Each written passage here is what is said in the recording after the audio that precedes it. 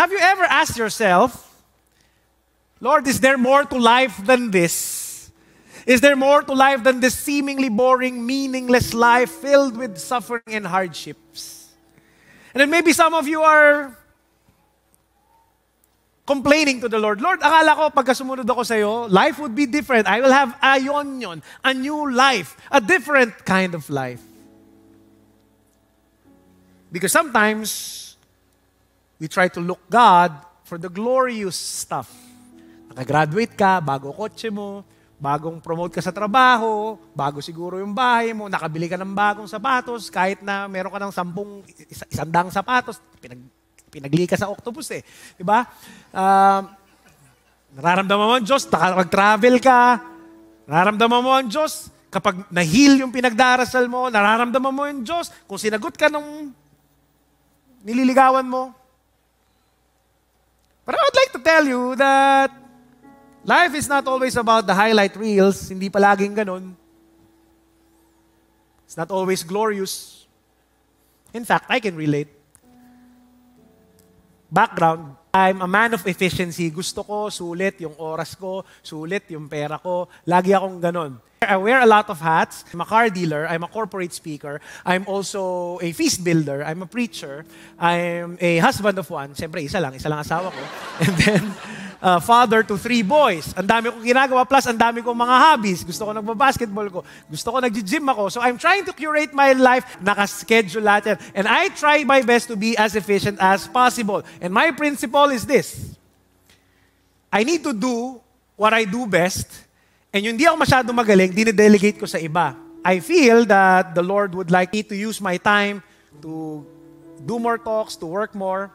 Yung gawaing bahay, nag-hire kami ng helper. Para sulit, efficient, mas makapagtrabaho ko. Ang prinsipyo ko ito. Imbis na maghugas ako ng plato, maglilis ako ng bahay, magbebenta na lang ako ng ekstrang 2 kotse para maipasweldo ko dun sa 3 naming kasama sa bahay. Diba? Nakapagbigay pa ako ng trabaho sa kanila. Tapos mas magaan yung buhay ng misis ko. Mas magaan din yung buhay ko. I can do what God is calling me to do on other stuff. As a businessman, as a feast builder, etc. Itong problema, nasanay na ako noon for so many years. And then, kapag nawawalan kami ng yaya at helper, ang hirap talaga. Katulad dito last week, wala kami ng yaya, nawalan din kami helper, so wala talaga. So at the start of the week, okay pa ako. Ako nagpapaligo sa bata, linis konti, hugas plato, papalit ng diaper, aalaga sa kanila, nakikipaglaro sa kanila. Perfectly fine. Pero itong problema. First day, okay. Second day, third day, fourth day. Grabe, the grace of the Lord is with me. Pagdating ng fifth day, parang nag-iiba na yung timpla ko. Bakit? Kasi yung misis ko, bigla nagkaroon ng makeup gig sa GMA. Wala siya buong araw. So, ako maiiwan sa mga bata. Sabi ko, patay. Pero sige, kaya yan. And so, kailangan ko pumunta sa bangko. Kailangan ko may bayaran. So, ginawa ko, dala-dala ko yung 3 bata. 7 years old, 4 years old, tsaka 2 years old. Imagine. So, dala-dala ko yung 3. Dinala ko doon sa bangko. Ang gulo nung 3. Ginawang playground yung bangko, nagsusuntukan sa bangko, rock and roll talaga. So sabi ko, patay, kailangan ko makauwi ka agad. Nagmadali ako, bumalik ako. Pagbalik ko sa bahay, eto na, pumupo na yung bunso. Pumupo na yung bunso. So ako, stress na stressed ako. And mind you, wala namang problema sa akin na nag-aalaga ako. Walang problema sa akin, nagpapaligo, nagpalit ng diaper. But at the back of my mind, I was thinking, habang naguhugas ako ng puwet ng anak ko, I was thinking, I could have done something more important than this. I think I could have done so much more. Dapat nagbebenta ako ng kotse. Dapat siguro gumagawa ng talk. Dapat nagpe-prepare ako ng feast. And then pride came shouting in my head, telling me, hey, Belden, you're too big and too important to be changing diapers. Wow! Feeling big shot! And some of you are judging me right now. Okay lang, judge ko talaga ako. But you know what? Buti na lang I caught myself. Because right at that moment, I felt that the Lord was there in the changing of diaper. And I felt the Lord telling me, Belden, ganyan talaga ang buhay, anak. It's not always glorious and exciting. Nung isang araw, tinawag kitang mag-counseling, tumulong dun sa kaibigan mo, and then you listen to that person. Good job. The other week, I called you to give a corporate talk. Good job. Nung isang araw, nagbenta ka ng kotse. Good job. Sa Sunday, magtutok ka sa feast, di ba?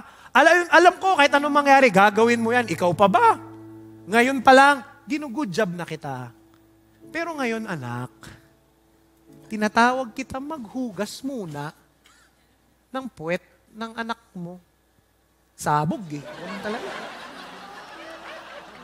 Sabi sa akin, Lord, hugasan mo maigi ha. Paliguan mo na rin pagkatapos para good job ka sa akin. Lalong-lalo na para good job ka sa misis mo. And then the Lord spoke into my heart continuously. Sabi niya, ganyan talaga.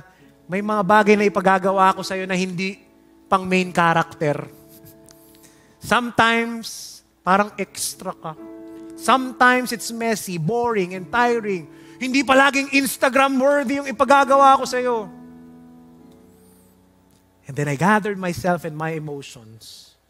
And then right at that moment, habang naguhugas ako ng puwet, sabi ko, thank you, Lord. I get to do this for my kids. Pero alam mo yan, Diyos, di naman papatalo yan eh.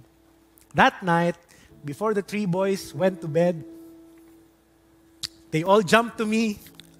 Nakaakbay pa sa likod ko. Pinag-aagawan ako. Pinapapak ako ng halik, kissing me. And then one said, Daddy, best day ever.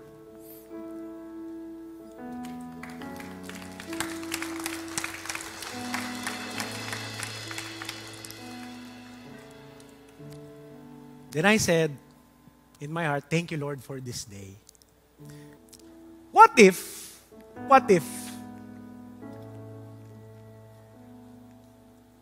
God is also there in the ordinary events? What if the presence of God does not mean answered prayers or successful plans or goals achieved? What if surrendering to the will of the Father does not mean doing big things for God and His people? What if surrendering to the will of the Father is simply changing diapers? Will you still do it? More importantly, will you joyfully do it? I hope yes. Why? Because that's how Jesus lived. Jesus was there gloriously during the beginning of creation, putting the stars, the sun, the moon in place, and filling the earth with life. He's a majestic God. But I want you to know this, Jesus was also there when He was washing of the feet of the apostles. Jesus was there when He was healing the sick. Jesus was there when He was hanging out with the children and He said, let the children come to me. Jesus was there praying and sympathizing with His friends Mary and Martha when Lazarus died. You see, Jesus did not only live for the big and glorious moments. Jesus also lived for the small, boring moments. Unlike that feeling main character, Brother Velden, Jesus did not say, I am too big or too important for these little moments. Jesus lived an ordinary life, but He lived it extraordinarily well because it was filled with so much love. Brothers and sisters, life is not always glorious and exciting. Sometimes it's messy, boring, tiring, not to mention full of suffering. But if you willingly embrace the not so glorious parts of life full of love, you will experience a piece of heaven in the midst of it. And that's what Jesus did on the cross. There's nothing glorious about it. He could have said, I'm the God of the universe. I'm too important to die this way, to die a criminal's death. No. Instead, God, Jesus, embraced His cross willingly. Why? Because He loves you. Now, if the majestic God of the universe died for you on a cross, how can you doubt His love for you? How can you not surrender to Him? Because this Jesus who is God, He loves you. And John says, worship Him, trust Him, obey Him.